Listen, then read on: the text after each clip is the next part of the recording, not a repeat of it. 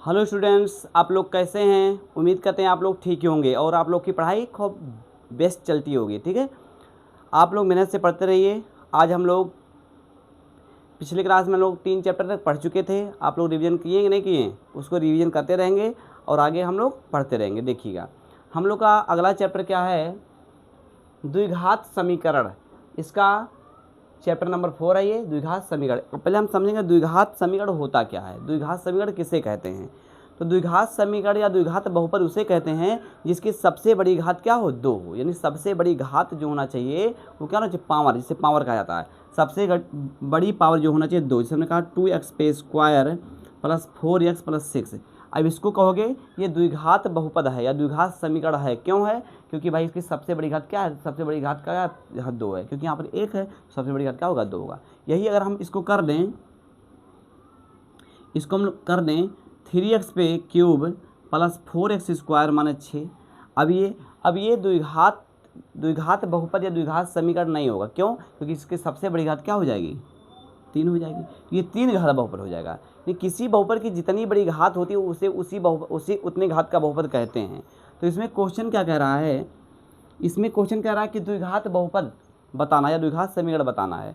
तो सिंपल से समझिएगा, द्विघात बहुपद किसे कहते हैं, ऐसा बहुपद जिसकी सबसे बड़ी घात 2 हो उसे द्विघात बहुपद कहते हैं। अब कह रहा है इसको करना क्या है, जांच करो कि क्या द्विघात बहुपद है या नहीं है।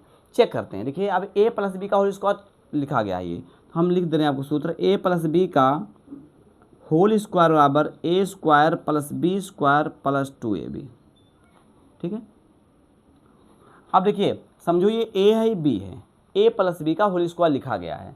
तो क्या हो जाएगा, a square plus b square, इसको a मानिए इसको b, a square plus b square plus 2a का मान x है और b का मान 1 है, बराबर इसका मल्टीप्लाई करेंगे 2 गुणे x तो 2x हो जाएगा और 2 गुणे 3 2 3 6 हो जाएगा। तो यहाँ x गुणे x x स्क्वायर हो जाएगा, 1 गुणे करेंगे 1 ही हो जाएगा, 2 करने में 2x हो जाएगा, बराबर 2x माइनस 6। अब आपको दिख रहा होगा बराबर के इधर उधर सेम अंक है, सेम चीज़ें हैं, अगर सेम चिन्ह है तो कट जाएगा, क्योंकि अगर इधर जाएगा तो ये माइनस हो जाएगा, तो माइनस से माइनस करके वैसे 0 हो जाएगा। 2x को 2x से कट जाएगा, अगर ये भी प्लस, इसलिए इसको इधर ले आएंगे तो x स्क्वायर प्लस 1 हो जाएगा और इधर आगे क्या जाएगा प्लस 6 बराबर क्या जाएगा 0। अब x स्क्वायर हो जाएगा 6 क्या हो जाएगा 7 हो जाएगा बराबर 0। ये क्या होगा, ये द्विघात बहुपद है। ये द्विघात क्या है, बहुपद है। ये लिखोगे ये द्विघात बहुपद या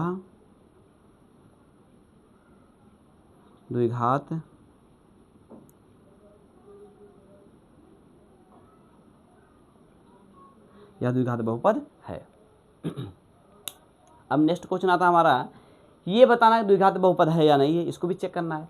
तो देखिए, मल्टीप्लाई करना हम बेसिक क्लास में बता चुके हैं, उसको जाके आप लोग देखेंगे क्लास को तो आपको ज़्यादा समझ में आएगा। हालांकि आप क्लास 10th में पढ़ रहे हैं तो ये तो आपको आना चाहिए, वो आपको बहुत लोग को आ भी रहा होगा, बहुत लोग को नहीं आ रहा होगा। जिन लोगों को नहीं आ रहा होगा वो लोग क्या करेंगे, वो लोग जाके बेसिक क्लास को ज़रूर देखेंगे।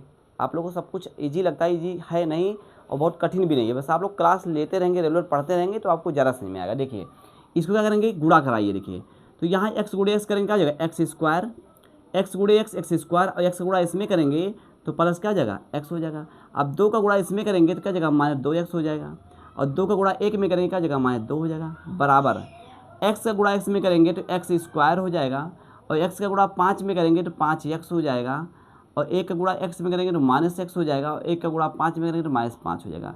अब आपको कुछ दिख रहा होगा, क्या दिख रहा है भाई, x स्क्वायर यहाँ पर भी, x स्क्वायर यहाँ पर भी सेम है, चिन्ह कट गया। अब क्या करेंगे हम लोग, x को एक तरफ लाइए, अंक को अंक तरफ ले जाना है। तो देखिए 2 में से 1 जाएगा तो माइनस 1x बचेगा, यहाँ माइनस 2 बच जाएगा, बराबर यहाँ 5 में से 1 जाएगा तो क्या बचेगा 4x बचेगा, माइनस 5 बचेगा। इसको इधर लाएंगे तो माइनस x हो जाएगा, माइनस 2 हो जाएगा, माइनस 4x हो जाएगा और प्लस 5 हो जाएगा, बराबर क्या करेंगे 0। इसको सबको इधर ले आया मैंने, ये प्लस इधर माइनस हो गया, माइनस इधर प्लस हो गया। अब 4 में से 1 जाएगा तो क्या बचेगा माइनस 3x बचेगा, और 5 में से 2 जाएगा तो प्लस क्या बचेगा 3 बराबर 0। अब इसमें सबसे बड़ी घात क्या है, 1 है, तो ये रैखिक बहुपद होगा। हमने बताया रैखिक बहुपद के बारे में कि जिसके सबसे बड़ी घात 1 होती है उसे रैखिक बहुपद कहते हैं, लेकिन ये द्विघात बहुपद नहीं होगा। क्या लिखोगे, यह द्विघात बहुपद क्या नहीं होगा, डॉट लिख देते हैं, आप लोग समझ जाएंगे। या द्विघात बहुपद नहीं होगा। इसको चेक करते हैं, इसको चेक करते हैं द्विघात बहुपद है कि नहीं है। उम्मीद करते हैं आप लोग को मज़ा आ रहा होगा। देखिए ए प्लस बी का होल क्यूब, देखिए समझिएगा बात को, ए प्लस बी का होल क्यूब क्या होता है, A cube plus B cube plus 3ab कोष्टक में ए प्लस बी होता सूत्र।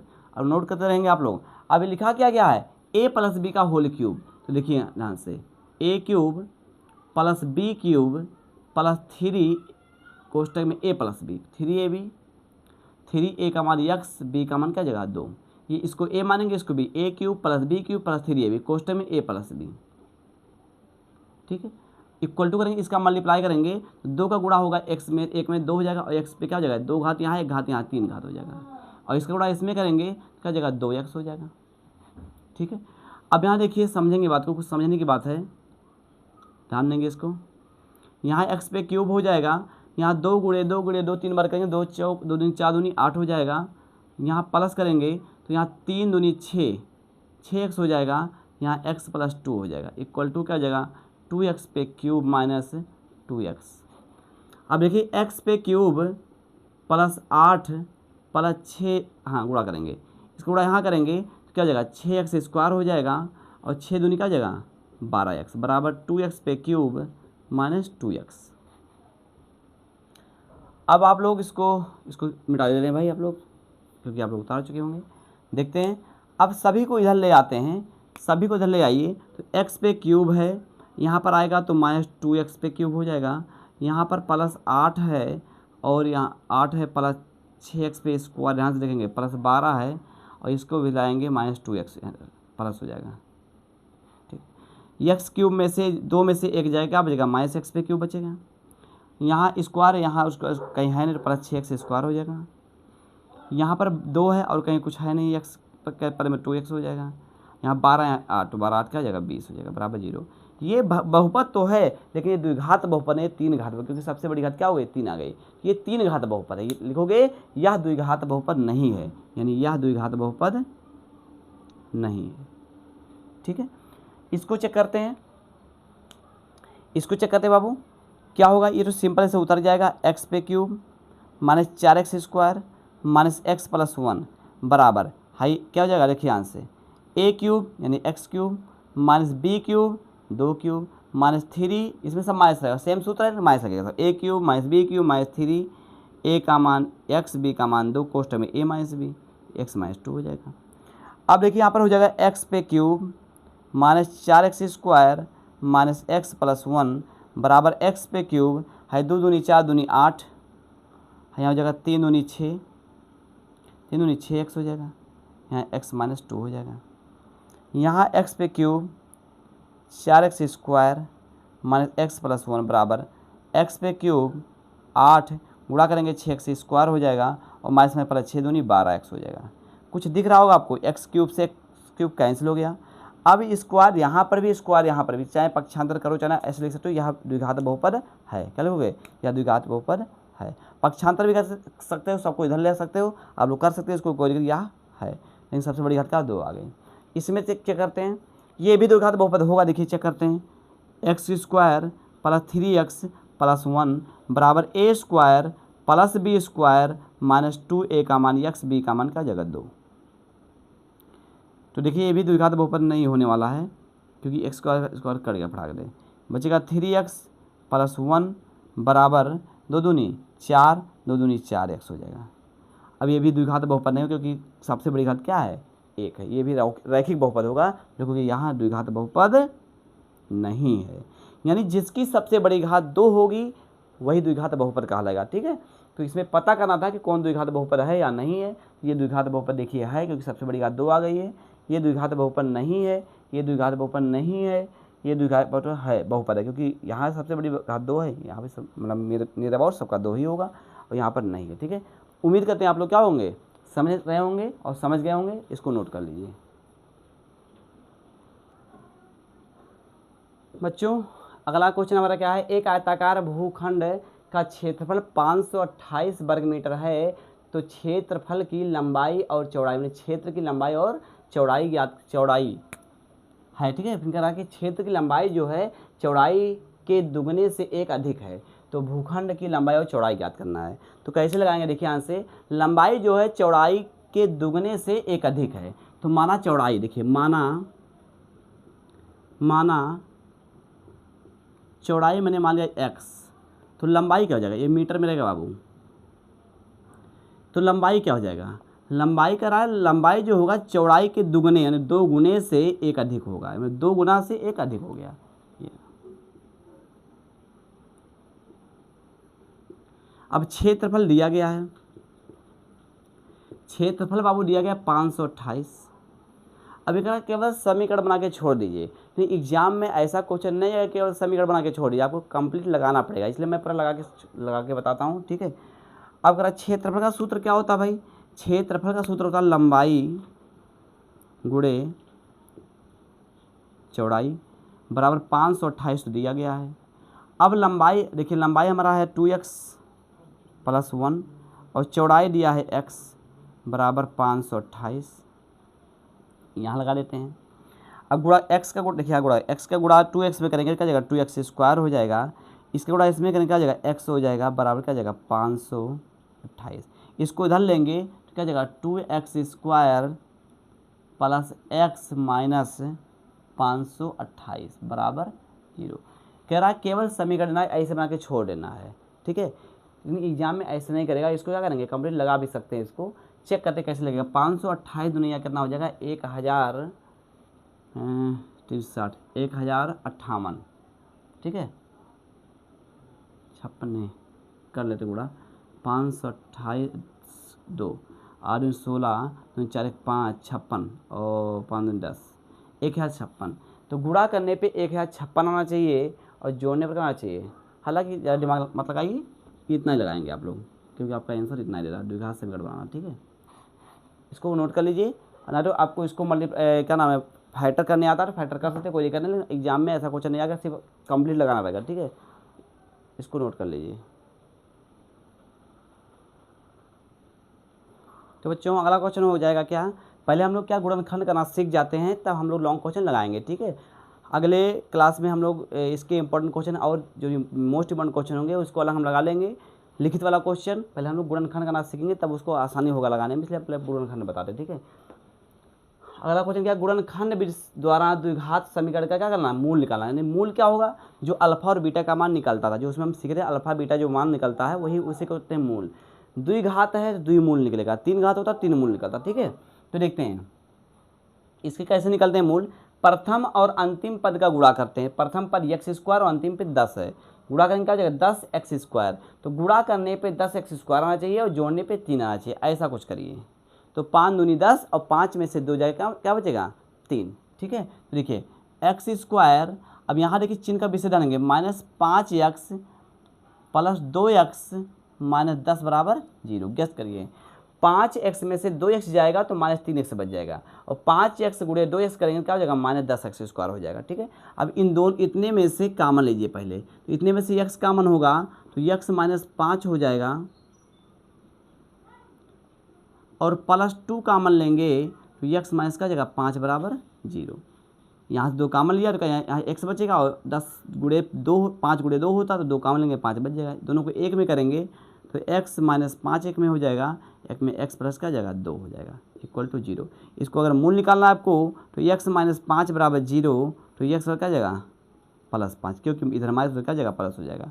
यहाँ x + 2 बराबर 0 कर देंगे तो x क्या जाएगा -2। आपका अल्फा का मान 5 और बीटा का मान ये। उम्मीद करें मज़ा आ रहा होगा आप लोग को समझने में।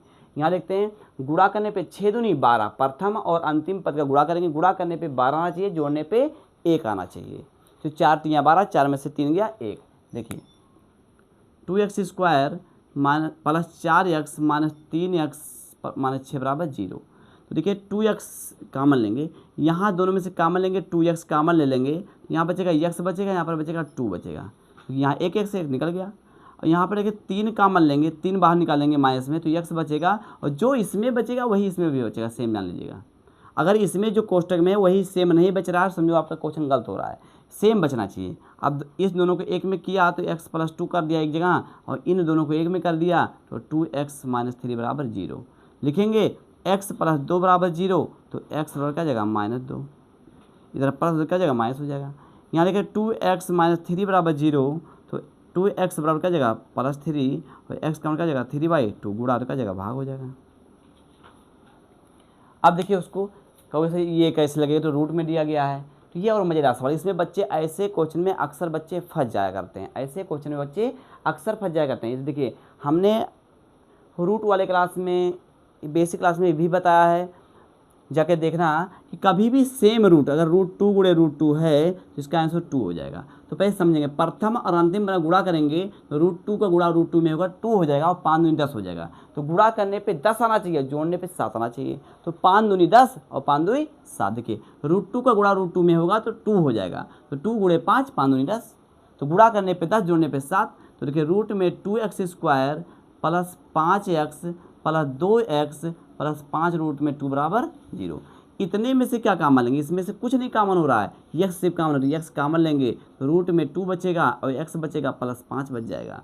और देखिए गैस करिए, 2 को लिख सकते हैं, 2 को लिख सकते हैं √2 गुणे √2, तो एक √2 कामन ले लेंगे तो एक √2 बच जाएगा। तो देखिए यहाँ समझो √2 गुणे √2 है, समझेंगे बात को, यहाँ बताया मैंने √2 गुणे √2, तो एक √2 कामन ले लेंगे तो क्या बचेगा, √2 बचेगा, x बचेगा और प्लस 5 बचेगा। इसको मिटा दे रहे हैं 0।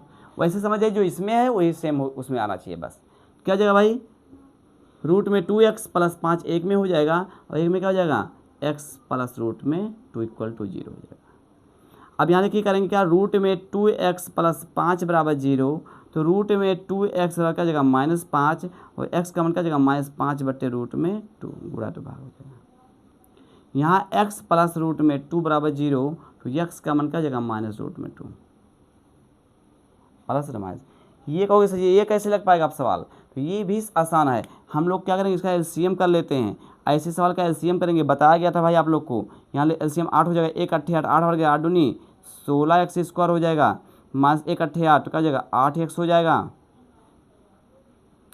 प्लस 1 हो जाएगा बराबर 0। तिरछा गुणा होगा तो 0 हो जाएगा, 16x² माइनस 8x प्लस 1 बराबर 0। तिरछा गुणा 0 हो जाएगा। अब गुणा करने पे 16 और जोड़ने पे 8, तो 4 चौक 16 और 4 4 8 -4 -4। ये क्वेश्चन आप लोग अपना मेहनत से लगा के आएंगे, ठीक है। बाकी मैंने इसको सेट कर लिया। उम्मीद करते हैं आप लोग को समझ में आ रहा होगा। इसको नोट करिए, फिर आगे क्वेश्चन लगाते हैं। तो बच्चों नेक्स्ट क्वेश्चन क्या है, कह रहा है मूलों की प्रकृति बताओ, अगर अस्तित्व हो तो उसे ज्ञात करो। अगर इसका अस्तित्व है तो मूलों को आपको ज्ञात करना है। तो पहले बात समझिए, एक चीज़ होता है विविध कर। विविध कर को दर्शाते हैं डी से। कैसे दर्शाते हैं, डी से। तो इसका सूत्र क्या होता है, डी बराबर b² - 4ac। डी बराबर b² - 4ac। और यदि डी का मान 0 से बड़ा होगा तो वास्तविक मान होगा, यानी इसका अस्तित्व होगा। अगर डी का मान 0 के बराबर होगा तो भी वास्तविक होगा, यानी इसका भी अस्तित्व है। लेकिन डी का मान अगर 0 से छोटा है तो ये काल्पनिक होगा, इसका अस्तित्व नहीं रहेगा। जो वास्तविक होते हैं, जो कांस्टेंट होते हैं, उसी का अस्तित्व होता है। जो कांस्टेंट नहीं होते, जो आभासी होते हैं, उनका कोई अस्तित्व नहीं होता है। तो वही करा, पहले पता करिए इनके प्राकृतिकों की वास्तविक है या आभासी, यानी कि मतलब पहले अस्तित्व इनका है कि नहीं। तो इन दोनों कंडीशन में अस्तित्व होगा और इनमें अस्तित्व नहीं होगा। कहते हैं तुम्हारा अस्तित्व खत्म हो चुका है, यानी कि आप काल्पनिक हो चुके हैं, ठीक है। तो वही चीज़ समझेंगे पहले बात को। तो भाई क्या करना है भाई, पहले हम लोग ए बी सी का मान निकाल लेंगे। कैसे निकालेंगे, देखिए पहले तुलना करेंगे। हम लोग तुलना करने बचपन में सीखे थे भाई पहले ही। ax² plus bx plus c बराबर 0 से क्या करने पर तुलना, इसे तुलना करेंगे। तो x² यहाँ x² यहाँ, तो a के मान क्या हो जाएगा भाई, a का मान 2 हो जाएगा। यहाँ भी x यहाँ भी है, तो b का मान क्या हो जाएगा -3 हो जाएगा। c का मान क्या हो जाएगा 5 हो जाएगा, ठीक है। तो निकालते हैं विविध कर। तो विविध कर का सूत्र भैया हम लोग सीख चुके हैं कि होता है d बराबर b² - 4ac। तो क्या करेंगे भाई, b का मान रखेंगे -3 का स्क्वायर, सही है, -4 हो जाएगा। a का मान हो जाएगा 2 बाबू और c का मान 5। क्या किए भाई, b का मान यहाँ से, a का मान यहाँ से, c का मान यहाँ से। तो -3 गुणे -3 3 3 9, माइनस क्या हो जाएगा प्लस हो जाएगा, क्या हो जाएगा 9 हो जाएगा। माइनस 4 दूनी 8 पंचे 40 हो जाएगा, यानी 5 दूनी 10 चौक 40। घटेगा तो क्या हो जाएगा 31 हो जाएगा, वो भी माइनस में।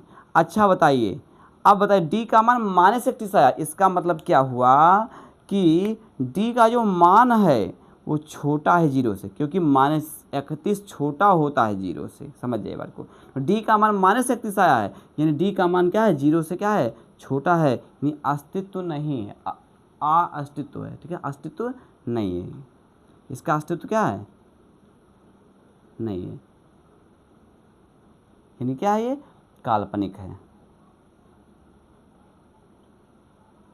अगर ये इसका अस्तित्व होता यानी कि इसमें दोनों आते तो इसका क्या करना पड़ता, अलग से गुणनखंड करना पड़ता, ठीक है। ऐसे करें 5 दूनी 10, गुणा करने पे 10, जोड़ने पे 3 आ जाए, ठीक है। तो इसका गुणनखंड करना पड़ता है, लेकिन ये इसका अस्तित्व नहीं है, इसलिए गुणनखंड नहीं करना पड़ेगा, ठीक है। इसको चेक कर लेते हैं। तुलना करेंगे ax² plus bx plus c बराबर 0 से क्या करने पर, तुलना करने पर क्या हो जाएगा, a का मान 3 हो जाएगा, b का मान क्या हो जाएगा 4√3 और c का मान हो जाएगा 4। क्या हो जाएगा, d बराबर क्या हो जाएगा b² - 4ac।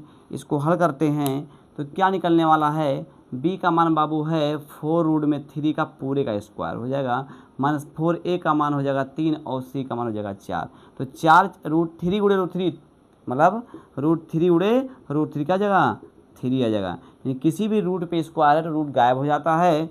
तो देखिए 4 चौक 16 तियाँ 48, इससे 3 निकल जाएगा और 4 चौक 16 तियाँ 48 हो जाएगा, -4 चौक 16 तियाँ 48, यानी क्या हो जाएगा भाई, 4 तियाँ 12 तियाँ 4 तियाँ 12 चौक 48, तो क्या जाएगा 0। यानी डी का मान जो हुआ 0 के बराबर है, यानी क्या है, वास्तविक है। अब जब वास्तविक है तो इसका हम लोग क्या करना पड़ेगा, इसका करना पड़ेगा गुणनखंड। अब कहोगे सर इसका गुणनखंड कैसे होगा, तो करके हम बता रहे हैं भाई, क्यों टेंशन ले रहे हो, जब मैं हूँ तो कोई दिक्कत नहीं है। 3x² - 4√3x प्लस 4 बराबर 0 करते हैं गुणनखंड। देखिए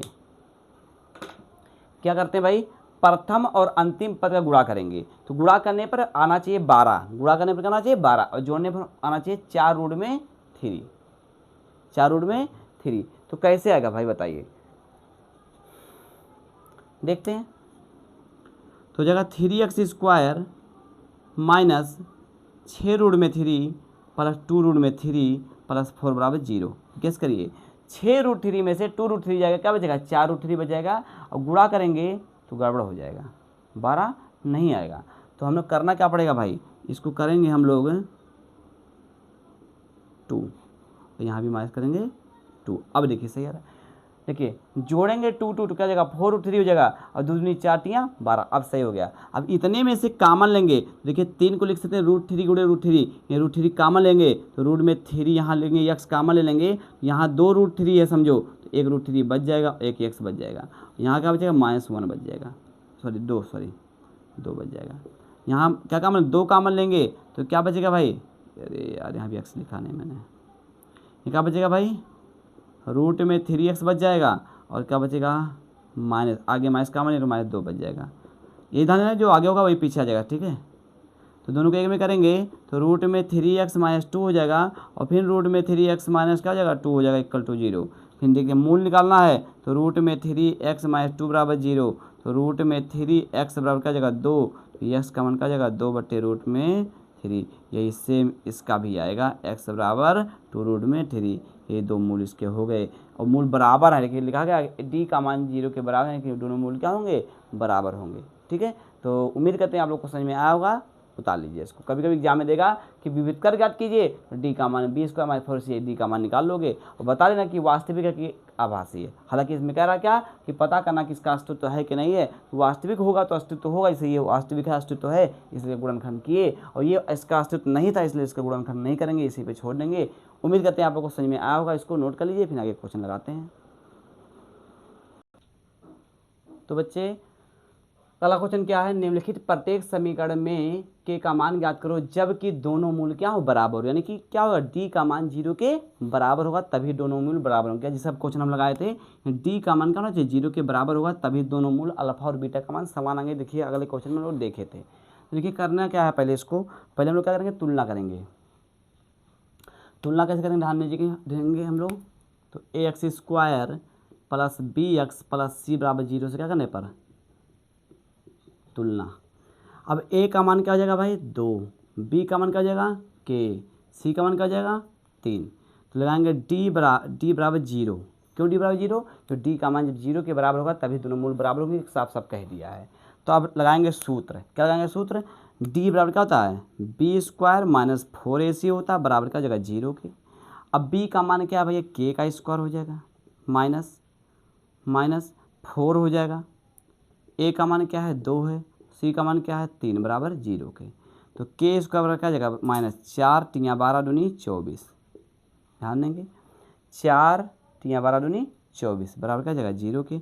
उधर जाएगा तो के का मान का जगह 24 के और स्क्वायर है, यहाँ लगा लेते हैं। के बराबर क्या जगह? रूट में 24, ठीक है। स्क्वायर क्या करेंगे? 2 दूनी 4 तिया 12 दूनी 24, इसका जोड़ा लग गया तो के का मान हमारा आ चुका है 2 रूट में 6। यही हमारा क्या हो गया? आंसर हो गया।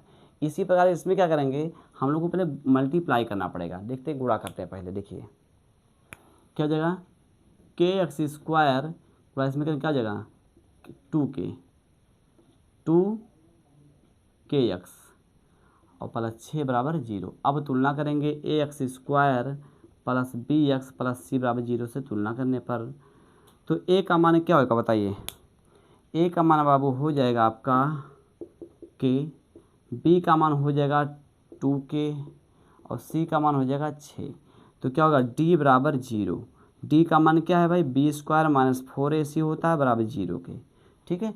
कब होगा? जब दोनों मूल क्या होंगे? बराबर होंगे, ठीक है। अब देखिए बी का मान क्या है भाई? -2k का स्क्वायर हो जाएगा, -4a का मान क्या है भैया? के है, और सी का मान क्या है? 6 बराबर 0 के, ठीक है। 2 दूनी 4 के स्क्वायर हो जाएगा, यहाँ 4 छक 24 के हो जाएगा बराबर 0 के। उधर जाएगा तो हो जाएगा 4 के स्क्वायर बराबर 24 के। एक के से के कैंसिल हो, 4 कम 4 4 छक 24, के का मान क्या आ गया भाई? 6 आ गया, ठीक है। तो आप लोग इसको नोट कर लीजिए, पहले इसको नोट करिए और उसके बारे में पहले मेरी बात समझेंगे।